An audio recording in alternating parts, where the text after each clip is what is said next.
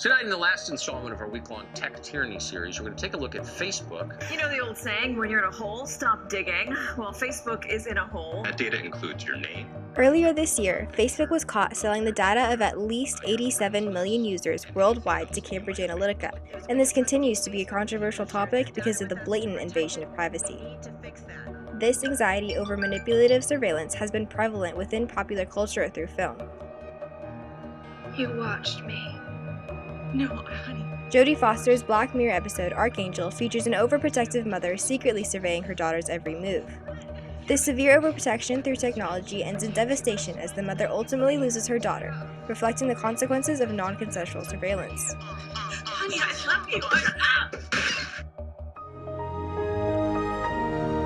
The whole Facebook scandal thing, it was like,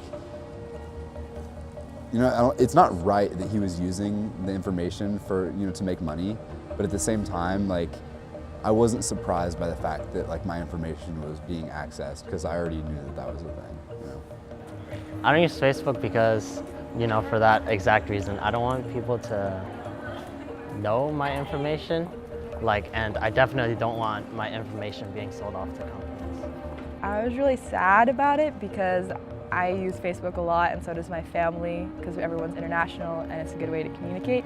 But I know my stepdad deleted his Facebook account after hearing about it, which was sad. But then I also know that it's not really going to make a difference because people like me still have their Facebooks.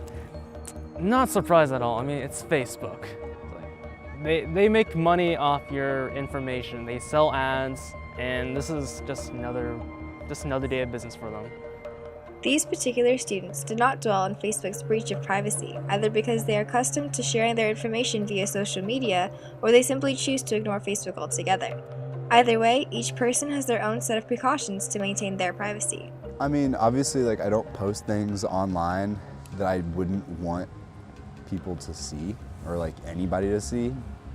And I mean, other than that, I don't really take any precautions. I really don't care what basic information people see from me. I don't have anything to hide, so it's it's a little different.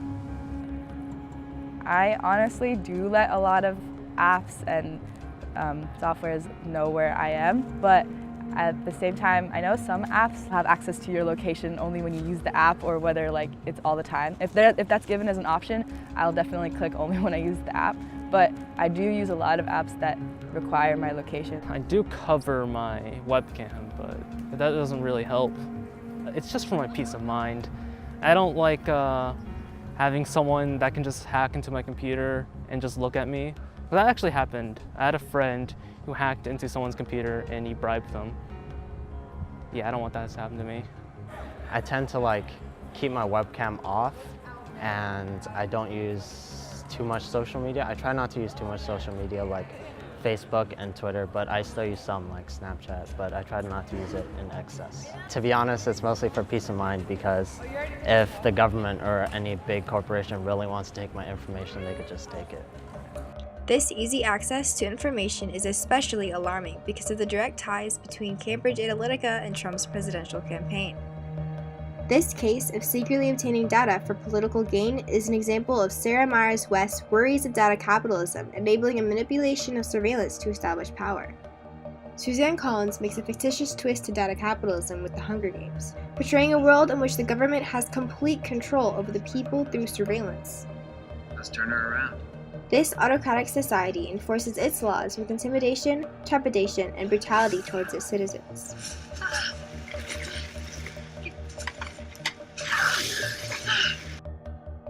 I would draw the line whenever any big company or any person steals my information without me knowing. Everybody should know when they use something like Facebook or something like that their information is not private.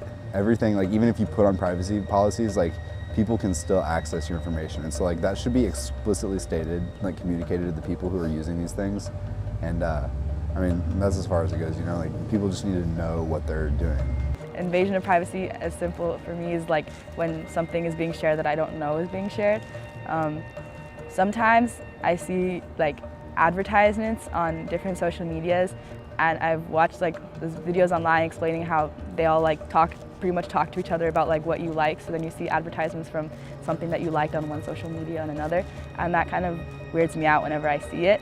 I think first we need laws designating what companies should do, like in the EU. Another thing is we need EULAs, which are basically like the agreements that you have to sign before you join a website or any other service that are pretty clear, because no one reads through them. I don't read through them. You just scroll through them, plus I accept. And that is supposed to explain what the technology is supposed to do, but people don't read them anyway. So what we should have is make it clear. It's like people know what they're getting into. It is unclear where the line is drawn between protection and coercion within surveillance. What? The disregard for privacy. James Ponsol's The Circle introduces a new technology originally marketed as a security measure, resulting in an updated version of Michael Foucault's panopticon theory of control. The information collected with this narrative surveillance is severely abused, similar to Facebook's abuse of user data.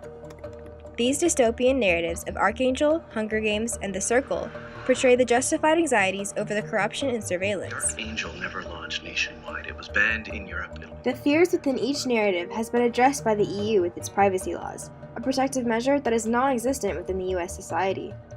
In order to prevent these possible dystopias from becoming a reality, we need to establish the extent to which the eyes of the world can roam.